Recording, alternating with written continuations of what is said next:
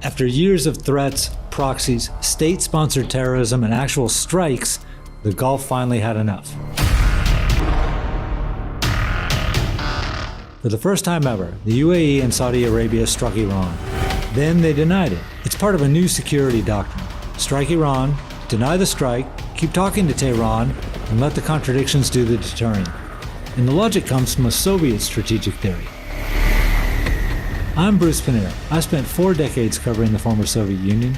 This is Tehran Research Center, hosted by the Yorktown Institute, where we break down the geopolitics of Turkey, Iran, the Caucasus, and Central Asia. If you're new here and want more analysis like this, please like, subscribe, and leave your thoughts in the comments. And now, let's get into it.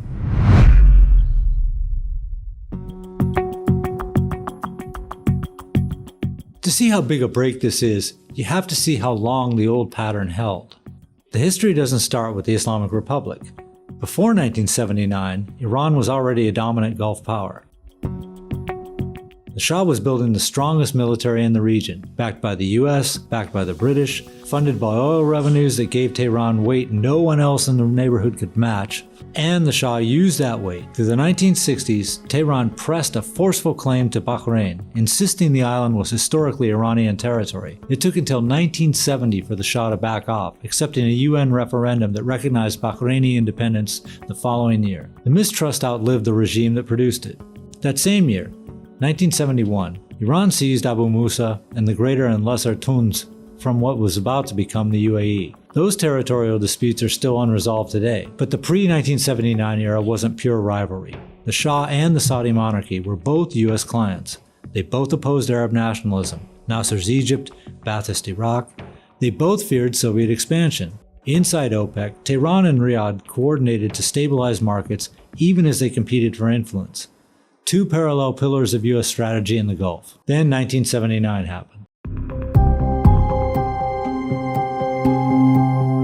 The Islamic Republic replaced rivalry with hostility. Revolutionary ideology exported through proxies in Lebanon, Iraq, Bahrain, and Yemen. Periodic threats to close Hormuz. And in the 1980s, the tanker war. The spillover from the Iran-Iraq war into Gulf shipping that threatened the lifeline of every Gulf economy. Iranian mines in the Strait of Hormuz, Iranian gunboats harassing oil tankers, Iranian missile strikes on commercial vessels. Through every cycle of provocation, Saudi Arabia and Kuwait fell back on US naval protection. Not once did they strike Iranian territory. The lesson got institutionalized in every Gulf capital. Survival depended on external guarantees.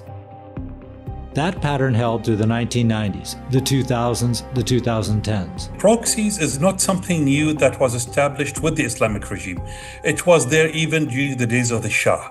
So we're talking about historical wars that have occurred in Oman, for example, last century, which was infused or basically somehow pushed by the proxies on one hand, for the Shah to stand by the side of the Sultan on the other hand, to give some kind of an upper hand to the Iranians one way or another. Another part, or basically another example of that, was the Hezbollah Hijaz, which was operating in the eastern province of Saudi Arabia and Bahrain. And that group was responsible for the bombings of the American soldier residence in Riyadh. Iran built out the proxy network. Hezbollah grew in Lebanon, from a small Shia militia in the 1980s into Iran's most powerful regional proxy. The Quds Force built deep influence in Iraq after the 2003 US invasion. The Houthis took over northern Yemen, then with Iranian backing started reaching beyond it. Tehran kept threatening Hormuz, kept testing US naval forces, kept backing assassination plots inside Gulf states. Armed drones across the border, hitting the Abqaiq facility, the largest of its kind. Iran is behind these attacks. In 2019, drones and missiles attributed to Iran blew up the Saudi oil facility at Abqaiq, taking 5% of the global oil supply offline overnight. It was an assault to the international community, a deliberate attempt to disrupt the global economy and the energy industry. Iran's continued aggression, sponsorship of terrorist groups, and interference in maritime commerce represent a common threat to us all. In 2022, Houthi drones reached Abu Dhabi for the first time. Each time the Gulf response was the same: investigations, UN complaints, new American weapon systems, new American security deals, no direct strikes on Iran.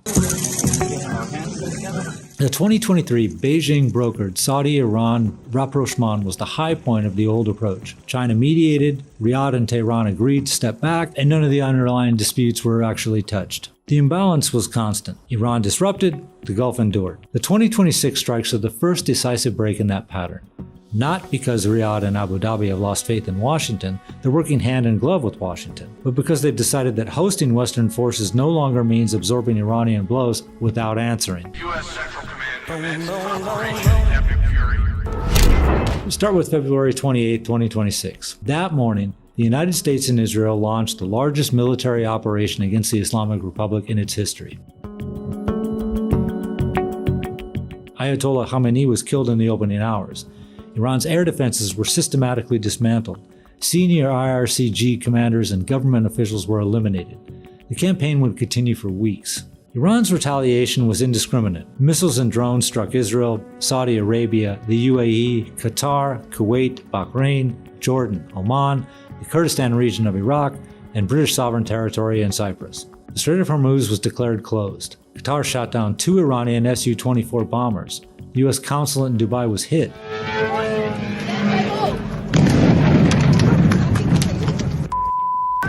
Tehran's logic was simple. Western forces had used Gulf airspace and Gulf bases, so Gulf territory was now a legitimate target. They are, since day one of the war, they started targeting the infrastructure, civilian infrastructure. If they targeted anything related to the military, it will be 3% only from the total targets. So they target civilian infrastructure. That includes economy, that includes basically human assets and moral power of the people. So by doing that, they are targeting not only the Gulf, they're trying to pressure the United States and Israel to stop the war through pressurizing the source of oil, source of energy, of course, that goes out to the world and to the people of the Gulf at the same time. By March, the habit of restraint was breaking. The first sign that something fundamental had shifted didn't come from a strike. It came from a phone log. The Washington Post drops a story on the morning of the operation. The decision didn't happen in isolation. Trump had been in close coordination for weeks with an unusual pair, Israel and Saudi Arabia. Multiple private calls from Crown Prince Mohammed bin Salman, direct engagement from Saudi Defense Minister Khalid bin Salman with U.S. officials in Washington. This wasn't a Gulf government waiting on Washington to decide. This was Riyadh in the room as the operation took shape. The New York Times went deeper. MBS stayed in contact with Trump throughout the conflict. Sustain the military pressure, don't let Tehran walk away with its missile programs intact. According to the Times, MBS invoked late King Abdullah's 2010 line about cutting off the head of the snake. Then the Associated Press added another layer. Officials from Saudi Arabia, the UAE, Kuwait, and Bahrain, all four privately telling the White House the same thing. Don't stop short of major changes in Tehran. And here's where the doctrine starts to come into focus. Within 48 hours of the Washington Post story, the Saudi embassy in Washington put out a denial. Spokesman Fahad Nazar, at no point did the kingdom urge a different policy. The denial is the pattern. Private coordination, public denial, action, disavowal. When the strikes started 2 weeks later, they followed the same logic. Then the strikes themselves came out in the open. Mid-May, Reuters runs a piece citing Western and Iranian officials. Saudi Arabia had carried out covert strikes inside Iran in late March. Iranian military sites, precision-guided munitions. And here's the strange part.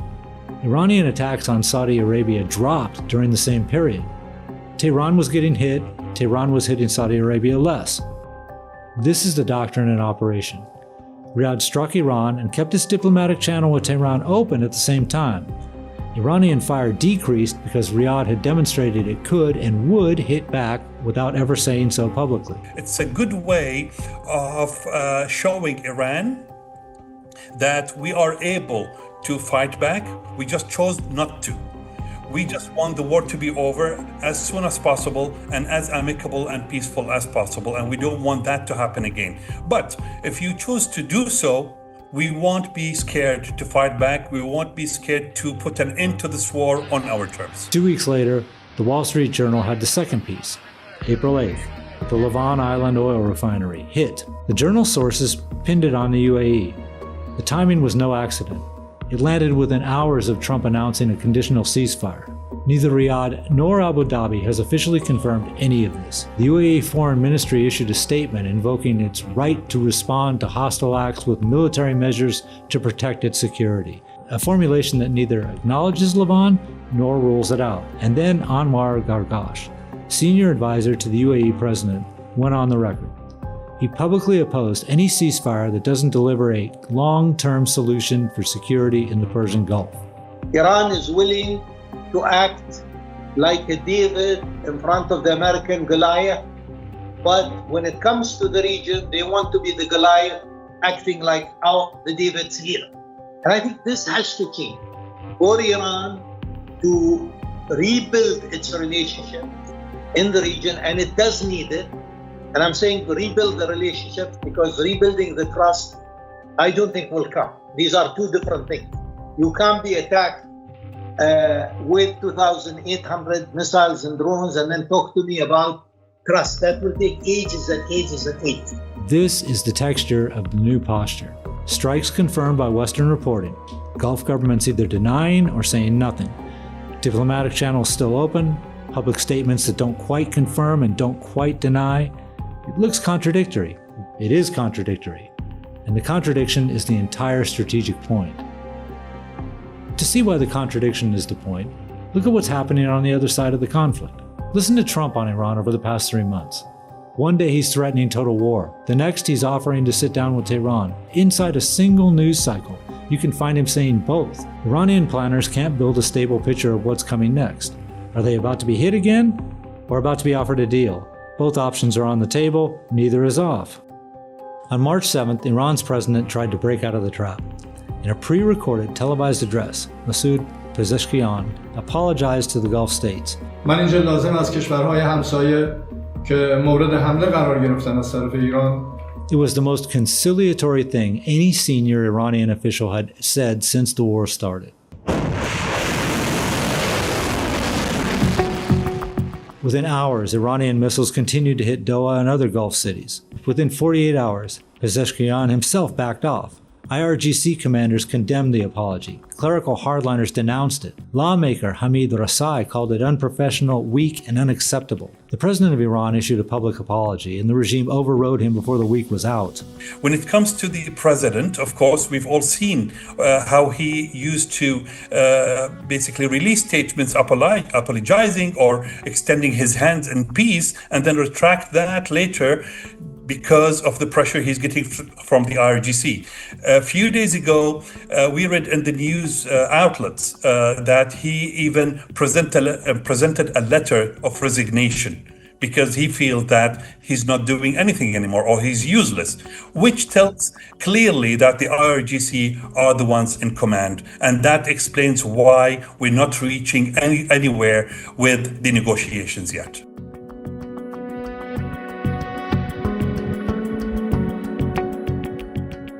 Different rooms in Tehran, different messages, diplomatic conciliation from the presidency, military escalation from the IRGC, ideological repudiation from the clergy, and the Gulf isn't fighting any one of those Tehrans. It's fighting all of them at the same time.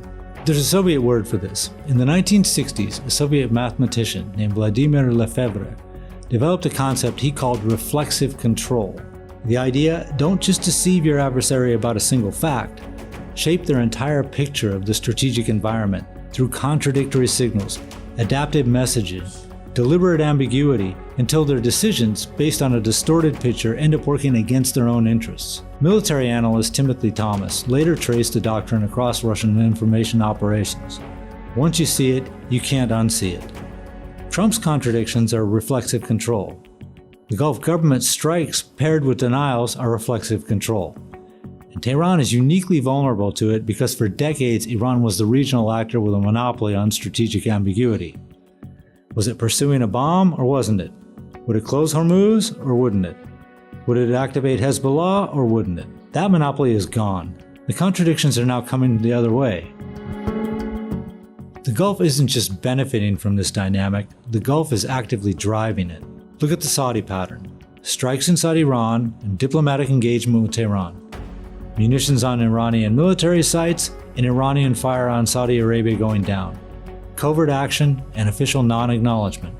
Each move paired with its own contradiction. Yet every country has its own policies when it comes to internal or external issues. So it does not mean that we have deep-rooted differences as much as we work in freestyle while being as one team.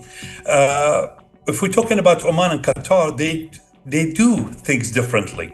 Yet this war brought the Gulf states together, especially that one of the major differences between the Gulf states was, and here I'm talking about Qatar and Oman, it was because of Iran and the Palestinian matter, and between brackets, I'm talking about Hamas.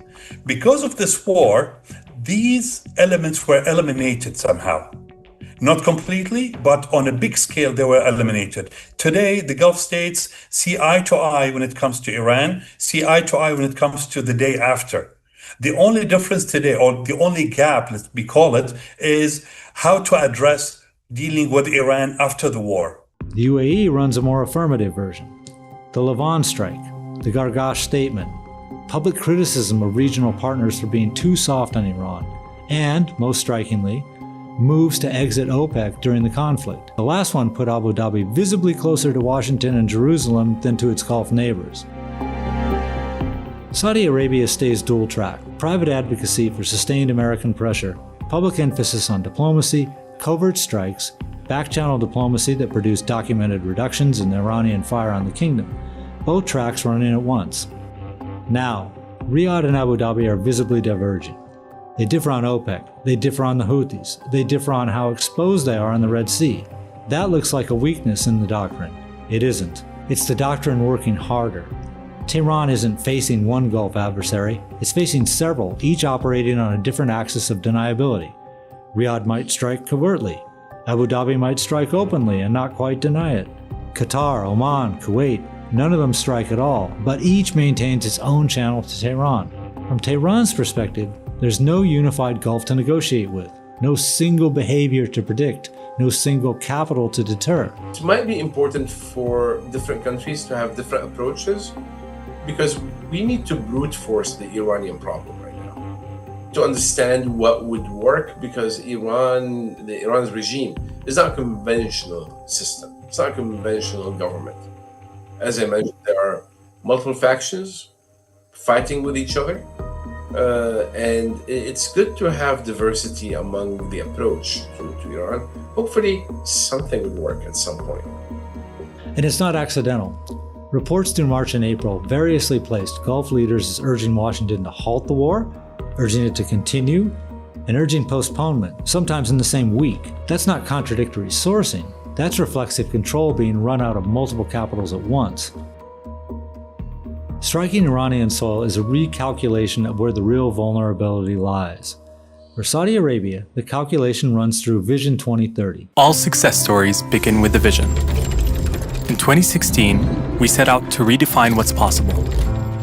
Unveiling Vision 2030, the kingdom's national roadmap to success. Mohammed bin Salman's multi-trillion-dollar bet on transforming the kingdom's economic base.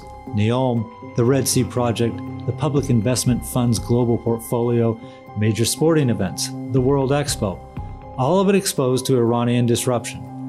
A sustained drone and missile campaign against Saudi infrastructure could destroy the political and financial logic of the entire project. Dubai is home to close to 200 nationalities, living, working, and coming together as a community, even more so during this period.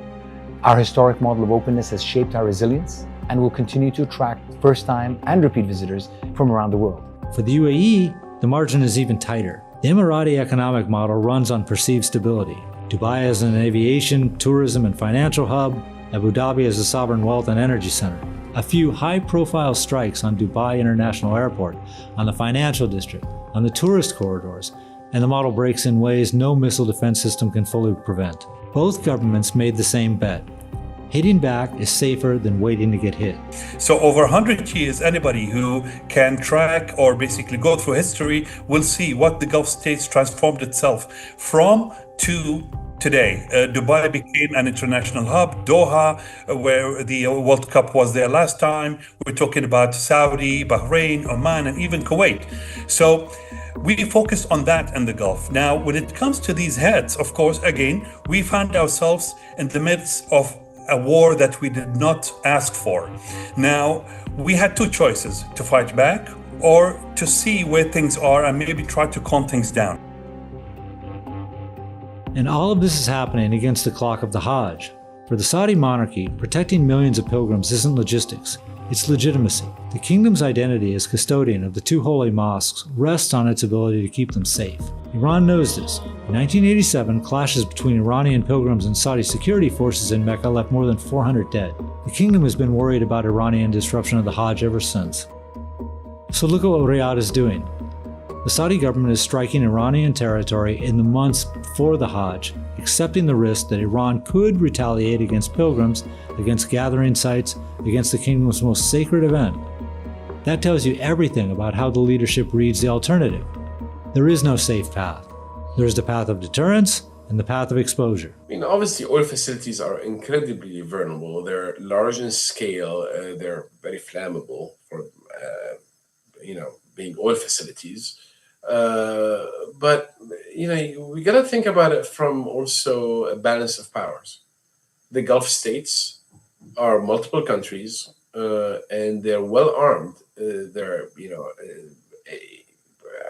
I think any Gulf country has a better and more advanced air force than what the Iranians can ever dream of having at this point. The Gulf countries have friends that will come to help them. They have the European Union, they have the United States, even though the European Union was not really involved. But I think there's a point, if this is going to escalate at such level, the EU will get involved. They have to. It's a counterterrorism operation at that point. The geographic stakes extend past the Gulf. The Strait of Hormuz is closed. 20% of global oil moves through that choke point in normal times. Oil prices have spiked. Shipping insurance markets have scrambled.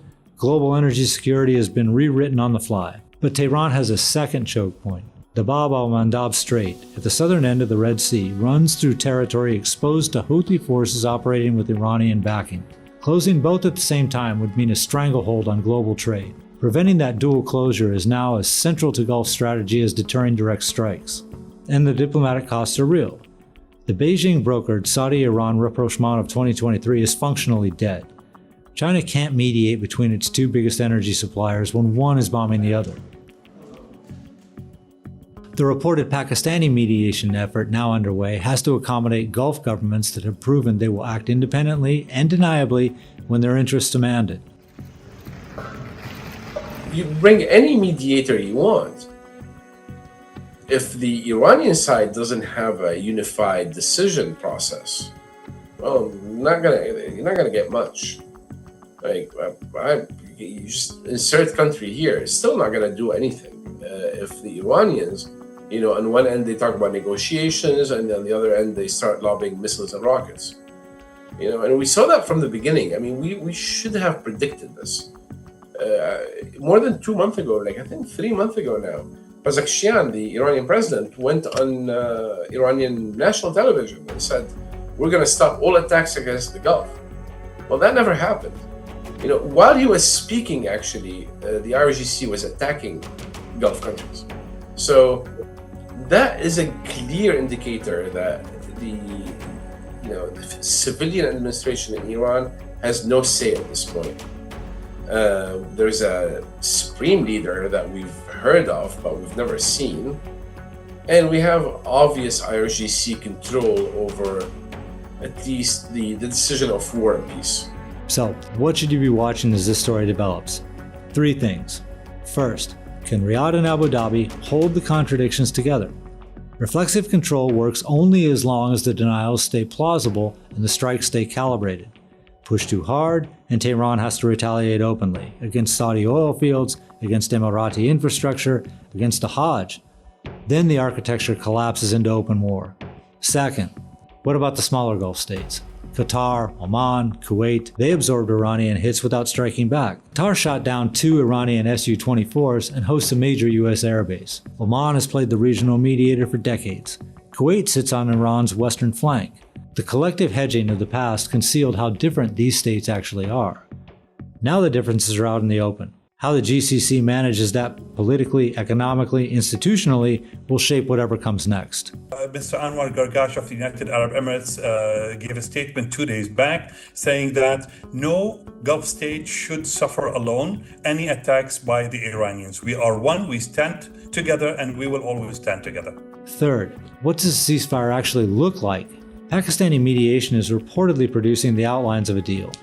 But any deal has to deal with Gulf governments that have just shown that they can act on their own. Whatever emerges won't be pre-2026 status quo. Step back from the day-to-day and what you see is a transformation larger than the war itself. For nearly 50 years, Gulf security was outsourced. Washington gave the deterrent umbrella, Beijing gave the diplomatic mediation, Tehran applied the asymmetric pressure that Gulf states absorbed but didn't directly answer. The system was stable because it was lopsided. One side acted, the other endured. That system is over. Riyadh and Abu Dhabi have decided that enduring isn't viable when their economic transformations are this exposed and Iran's regime is this destabilized. They've crossed the threshold of striking Iranian soil, and they've done it while denying it, while engaging Tehran diplomatically, while running parallel channels through Washington and Pakistan. The strikes are the doctrine. Ambiguity is the weapon. Whether that produces stability or chaos depends less on what Tehran does and on whether Riyadh and Abu Dhabi can keep the contradictions under control. Reflexive control is a precise instrument. Used well, it dominates the adversary's decision-making without triggering escalation. Used poorly, it tips into open war. The Gulf is writing the next chapter of its own security doctrine. It's no longer being written for them. Thanks for watching. This video is based on an analysis by Ahmed Houzai for the Tehran Research Center. I'll leave a link in the description if you want to read the full piece. If you found this video informative, consider subscribing and hitting the notification bell. And let me know in the comments, do you think the Gulf states can sustain this posture, or does this end up in open war?